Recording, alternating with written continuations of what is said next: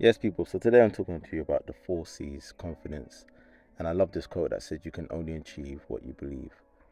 I don't feel people understand the self confidence that you must have to be able to step on the pitch in front of 60 plus thousand people, plus the millions of people who are streaming legally and illegally, and to be able to then deal with the repercussions if you fail to meet certain expectations by certain fans and be ready to get slandered on podcasts when 98% of them don't know ball, never played at this level, never ever trained at that level, never been in that environment, and then suffer threads of abuse in their DMs, etc., because they made their team lose, etc.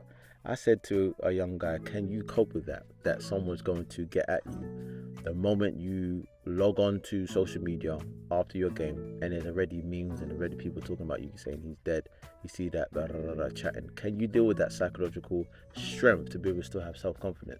I want you to think about that, because this is something that you can only experience once you're on that level. That's why I take my hat off to this generation of footballers to suffer, to be able to have the strength to be able to play and suffer also the abuse they get online from fans. And yeah, they can have bad games and they can have good games, but everybody loves you when you're on top, but not when you're on the bottom. So always remember that this is very important for you to take care of your mental strength and your mental health. You cannot beat that. We saw Jadon Sancho suffer from a psychological injury, and he took months off of football because he could not cross over to that parallel place to be able to reach that plateau level of him playing. And he took months out, got psychological strength for him to come back. And this happened to many footballers that still play in the game. Most footballers you see playing the game, they suffer from this. And it's in silence because there's not really a lot of threads and a lot of things out there. And this is why we do what we do. So let's go and talk about confidence today. See, confidence, there's two types of confidence I want to talk about today. The visualization of previous good performance reminds you how you played well. That's very important. And number two, the image various scenarios that will help you cope with the outcome. These are very important for you to help you to perform, because if you can visualize the game that you did well and also visualize your opponent. I remember Rio Ferdinand talking about when he used to play against Henri the night before.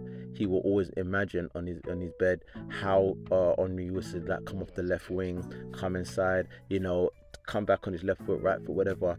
He used to use that, and I'm telling you, you have to have imagery in your routine in order for you to boost your self confidence against any type of player, whether it's an Henri or whatever it is. Okay, so there's high self-confidence. We're going to talk about high self-confidence, which is the thoughts, feelings, focus, and behaviors. And in those categories, we've got thoughts, which is positive thoughts of success. You must have that. This is a person who is having a high self-confidence. Positive thoughts of success.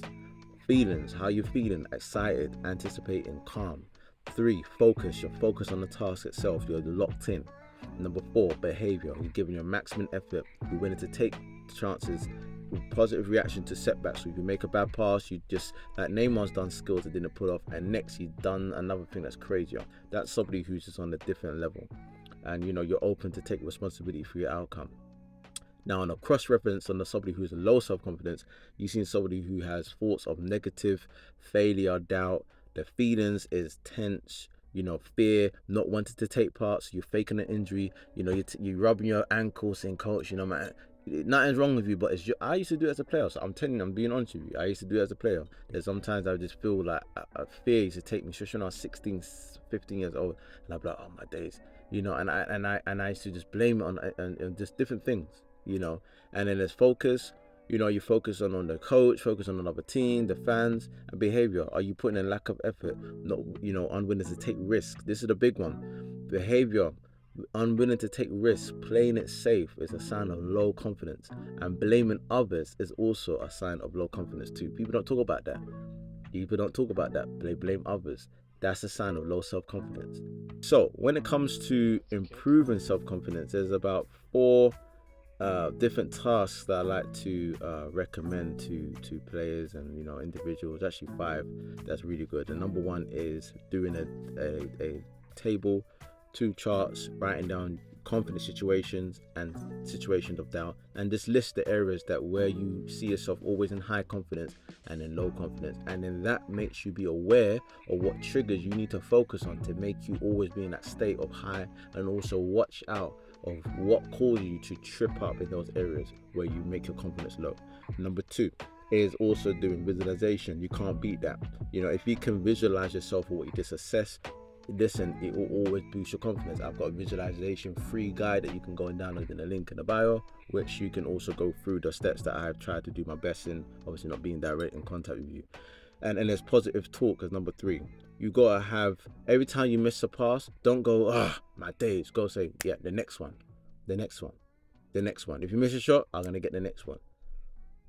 Always say I will or I am, and say your name. Say I will. Come on, your name. I want to get the next one. Don't just say, just speak, very loosely. Use your name. Number 4 is doing video footage study on the opponents you're playing. Very good way to increase your self-confidence. Because sometimes you put players on a pedestal thinking there's no weakness. But when you study the game thinking, hold on, he don't like using his left foot. He keeps coming inside. So I know I want to show him down the line because I know he don't like going to inside, and that's going to throw him off. So studying your opponent is very important. And also number 5, which is probably something I always spoke about, which is music. Listen, find a track that gets you in a calm state and also get you into a state of competing.